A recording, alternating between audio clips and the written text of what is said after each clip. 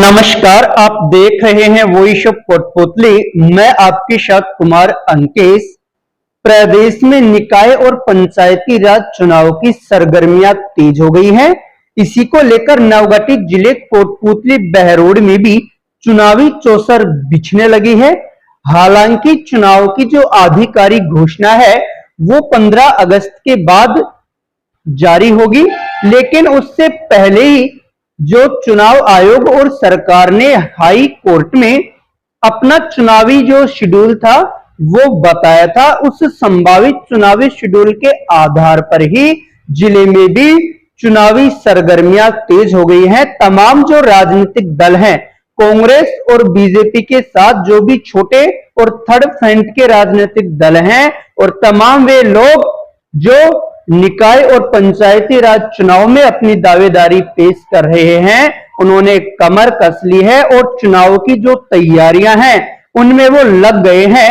आपको बता दें कि कोटपुतली बहरोड जिले में कांग्रेस ने जो चुनाव है उन चुनाव की तैयारियों को लेकर संगठनात्मक बैठक, कार्यकर्ताओं से फीडबैक लेना और इसकी तमाम जो रणनीति है चुनाव जीतने की, उन पर काम शुरू कर दिया है।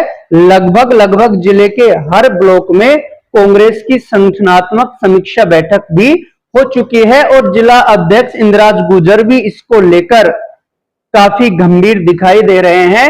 उन्होंने जिला कार्यकारिणी की घोषणा कर बिना किसी देरी के जिला कार्यकारिणी के सदस्यों को कार्यभार भी वितरित कर दिया है, कार्यों का विभाजन भी कर दिया है और जिनको भी जहां का प्रभार मिला है वो संबंधित मंडल या ब्लॉक में जाकर या गांव में जाकर मीटिंगें कर रहे हैं और इन चुनाव में कांग्रेस के पक्ष में माहौल बनाने का काम कर रहे हैं।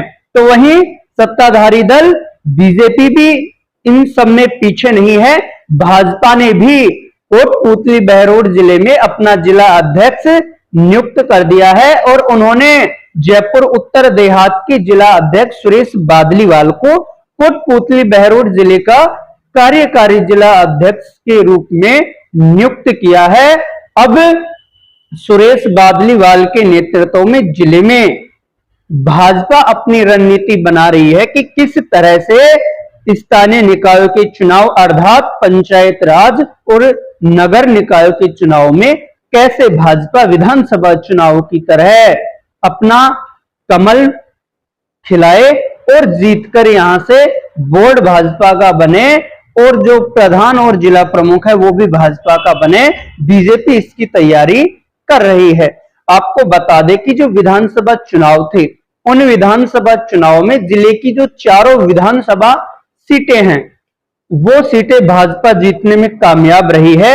हालांकि विधानसभा चुनाव की हार के बाद लोकसभा चुनाव में कांग्रेस ने कोटपुतली बहरोड जिले में दमदार वापसी की और एक बहरोड विधानसभा क्षेत्र को छोड़कर बानसूर, कोटपुतली और विराटनगर विधानसभा क्षेत्रों में यहां कांग्रेस के लोकसभा प्रत्याशी अनिल चोपड़ा ने बढ़त बनाई।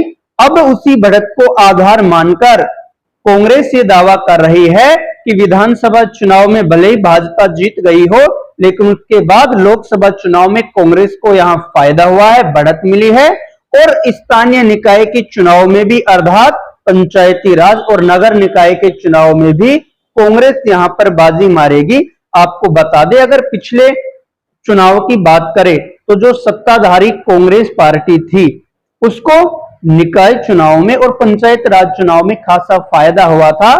बोर्ड बनाने में उसको बहुत ज्यादा दिक्कतों का सामना नहीं करना पड़ा था। इस बार सत्ताधारी पक्ष को भाजपा है, प्रदेश में भाजपा की सरकार है, देश में भाजपा की सरकार है, यहाँ चारों विधायक भाजपा के हैं और जो दोनों सांसद हैं वो भी भाजपा के हैं। अब देखना होगा कि भाजपा इन चुनाव में जिले में कितना बेहतर प्रदर्शन कर पाती है, कितना फायदा वो ले पाती है। लेकिन कांग्रेस के लिए भी चुनौतियां कम नहीं है तो भाजपा के लिए भी चुनौतियां कम नहीं है। हालांकि जैसे चुनाव की आधिकारिक घोषणा होगी उसके बाद चुनाव से जुड़ी तस्वीरें साफ होगी, लेकिन अभी चौक चौराहों पर और राजनीतिक दलों की सभाओं में चुनाव को लेकर चर्चाएं जोरों पर है। आखिरकार आपकी क्या है राय, कमेंट बॉक्स में अवश्य रखें।